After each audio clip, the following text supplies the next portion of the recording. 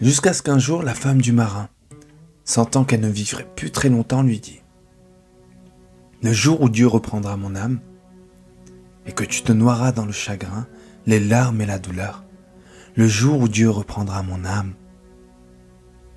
et que tu oublieras qui tu es, fais-moi la promesse d'aller à la rencontre de celui qui m'a invité à le rejoindre. » Le soir même, en rentrant à la maison, alors qu'il portait sa femme sur son dos, il la trouva étrangement silencieuse. Il comprit alors qu'elle avait rendu l'âme. Et comme elle l'avait annoncé, le marin perdit le goût de la vie. Il voyait son amour à travers chaque nuage, il l'entendait derrière le bruit de chaque vague, il la sentait à chaque souffle de vent.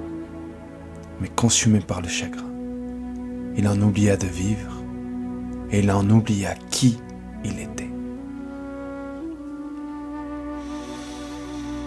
Il en oublia qui il était jusqu'à ce qu'un jour il se rappela la promesse que lui avait demandé de faire son épouse. Prendre la mer pour apprendre à connaître l'hôte de son âme.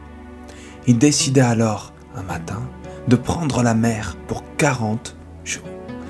Pendant 40 jours, il ne poserait pas le pied sur terre. Pendant 40 jours, il irait explorer l'océan pour apprendre à connaître celui auprès de qui son épouse a été rappelée. Pendant 40 jours, il brava donc la violence des tempêtes. Pendant 40 jours, il affronta les ténèbres de la solitude. Pendant 40 jours, il fut éprouvé par la soif et par la faim.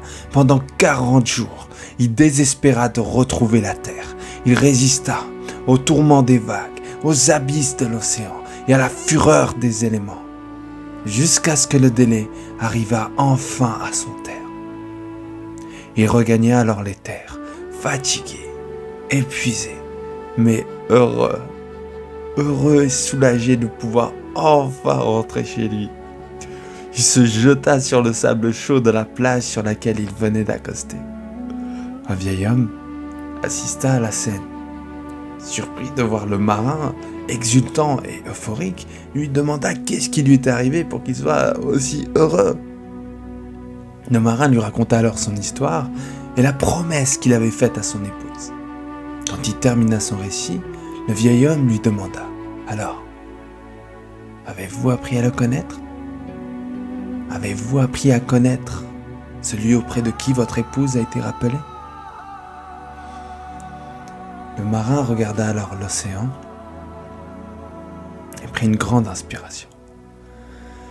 Il resta silencieux un petit moment avant de répondre.